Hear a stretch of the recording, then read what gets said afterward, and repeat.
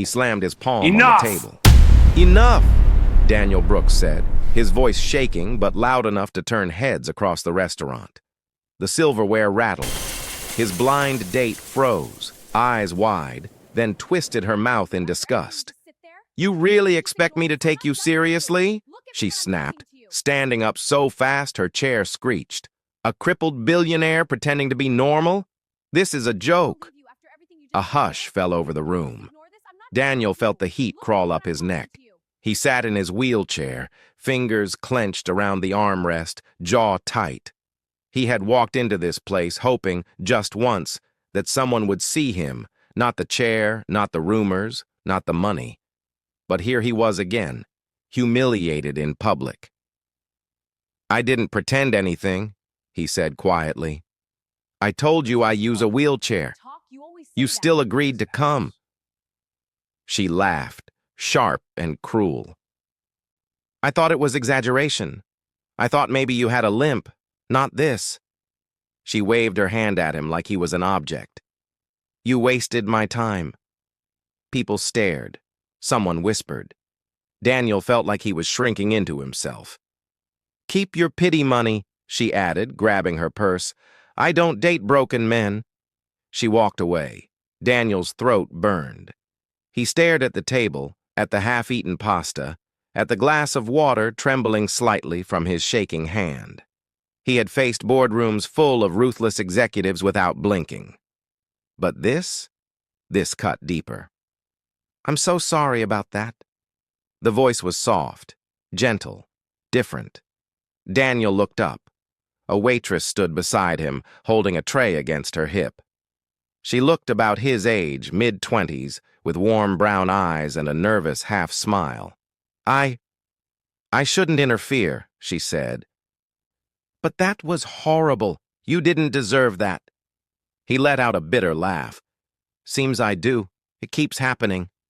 She hesitated, then did something unexpected. She pulled out the empty chair across from him and sat down. Gasps rippled around them. "I'm Maya," she said. "And if you don't mind, I'd like to keep you company until you're done with your meal. No one should eat alone after something like that." Daniel blinked.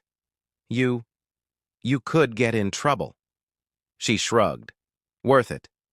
For the first time that night, his chest loosened. "Daniel," he said quietly. They sat in silence for a moment. Then he exhaled. "You don't have to do this. I know I'm not exactly good company right now." Maya tilted her head. "Then let me be the one who's good company for you." He studied her face, searching for mockery, pity, hidden motives. He found none. "Why?" he asked. She smiled faintly. "Because I've been on the other side of humiliation, and I know how it feels when someone chooses kindness instead." Something in her voice told him that wasn't just a line. "Thank you," he said, meaning it more than he expected. They talked. About nothing important. About food. About terrible customers. About how he hated blind dates and she hated rude bosses. The restaurant slowly went back to normal, but Daniel forgot about the stares. For 30 minutes, he felt like a regular guy on a regular not-so-great date that somehow turned okay. When he finally paid, Maya stood up. "I have to get back to work, but I'm glad I met you, Daniel." He nodded. "Me too." She started to walk away, then turned back. "Hey, don't let one awful person make you believe awful things about yourself." His voice was thick. "I'll try." That should have been the end of it. It wasn't. 2 days later, Daniel rolled into the same restaurant. His assistant, Victor, looked confused. "Sir, your schedule is packed. The board meeting is in 40 minutes. Daniel stared straight ahead. "Cancel it." Victor nearly dropped his tablet. "What?" "I said cancel it." Victor lowered his voice. "Daniel, you don't cancel board meetings. They wait for you." Daniel's jaw tightened. "Not today." Victor studied him. "This is about that waitress, isn't it?" Daniel said nothing. Victor sighed. "You're the boss. But I don't like mysteries." Daniel found Maya behind the counter. Her eyes widened when she saw him. "You came back," she said. He smiled awkwardly. "I wasn't sure if that would be creepy." She laughed. "A little, but mostly nice." They talked again, longer this time.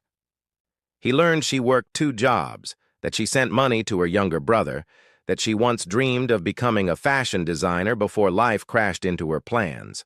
She learned he hated people calling him inspirational, that he'd been in a car accident 3 years ago, that he hadn't dated seriously since.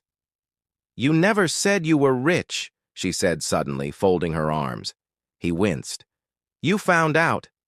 She raised an eyebrow. "The internet doesn't keep secrets." He exhaled. "I didn't tell you because I wanted you to see me as me." She studied him for a long moment. "I don't care about your money, Daniel. I care about how you treat people, and so far you've been decent." "Just decent?" he teased. She smirked. "We'll see." They started meeting regularly. Coffee, late-night conversations.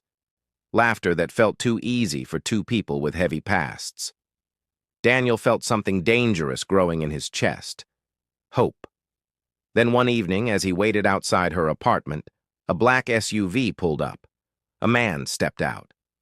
"Maya," he said coldly. Her face went pale. "Dad," she whispered. Daniel's stomach dropped. The man's eyes slid to Daniel, sharp and calculating. "So this is him." Maya stepped forward. "You shouldn't be here." Her father's jaw tightened. "We need to talk, now." Daniel cleared his throat. "Is there a problem?" Her father scoffed. "Yes, you." Maya grabbed Daniel's hand. "Ignore him." But her father leaned closer, voice low. "You think I don't know who you are, Daniel Brooks? You think I don't know what your family did to mine?" Daniel froze. "What are you talking about?" Maya turned to her father. "What did you just say?" Her father's eyes burned. "Your precious Daniel's company destroyed our factory, left us homeless, left your mother sick and broke, and now you're dating him?" Daniel's heart slammed against his ribs. "That's not true." Her father laughed bitterly. "Of course you'd say that." Maya's voice shook. "Dad, stop." He pointed at Daniel.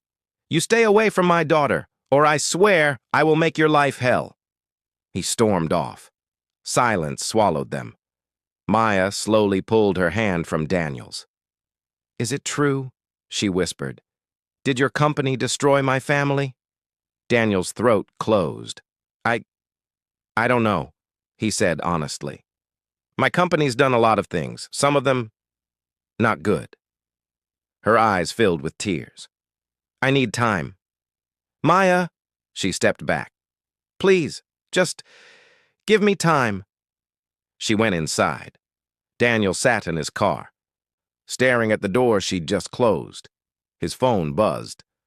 Unknown number. He answered. "Daniel Brooks," a voice said. "You should stop seeing Maya immediately. There are things about her family you don't know. Dark things, dangerous things."